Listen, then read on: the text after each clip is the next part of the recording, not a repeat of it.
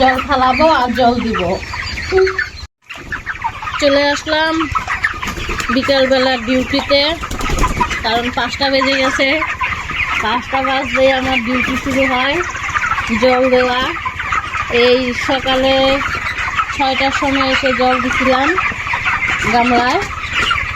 গামলা ভৈরা ভৈরা জল দিছিলাম। এখন দেখো হ্যাঁ একদম শেষই করে ফেলাইছে, অল্প অল্প জল আছে গামলায়, কিন্তু জলটা কি একদম নোংরা হয়ে গেছে, খুব নোংরা করে ফেলাইছে মুরগি।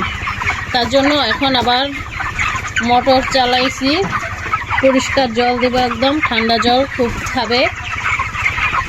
ভালো পরিষ্কার জলটা পাইলে মুরগি বেশি বেশি করে জল খায়। ইস কি অবস্থা করে না, গামলার মধ্যে যায় একদম জল ছিটকার দেয়।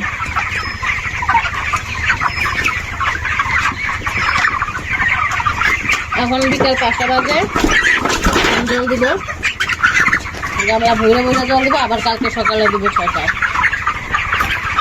আজকে মুরগির বয়স হচ্ছে 27 দিন। 1 কেজি 200-300 করে ওজন হয়েছে।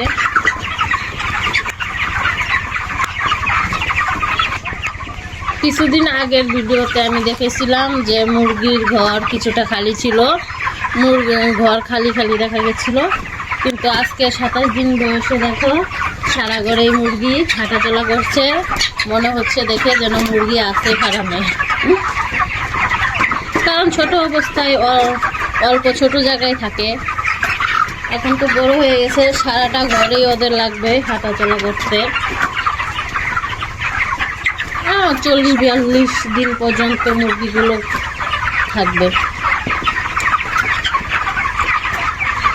দানা দেওয়া হয়ে গেছে দুপুরবেলায়, দানা এখনো বাসনে আছে, সারা রাত্রি খাবে। আবার কালকে সকাল 10টা-11টার সময় দানা দেওয়া হবে। বাইরের পর্দাগুলা যে দেখা যাচ্ছে, বস্তার পর্দা দেওয়া হয়েছে নেটের বেড়ার সঙ্গে। এই পর্দাগুলো জল দেওয়ার পরে তুলে দেব।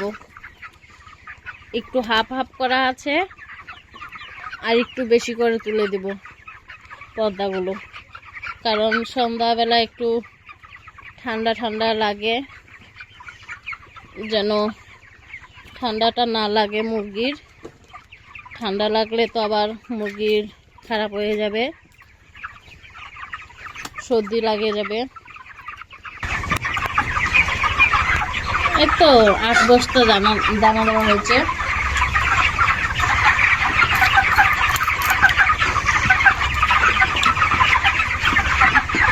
লাইটটাও জ্বালানো হয়ে গেছে।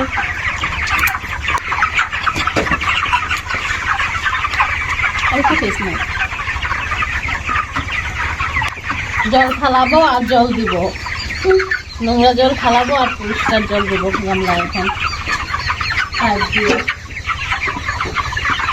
টাটা, বাই বাই, আবার পরের ভিডিওতে আসবো।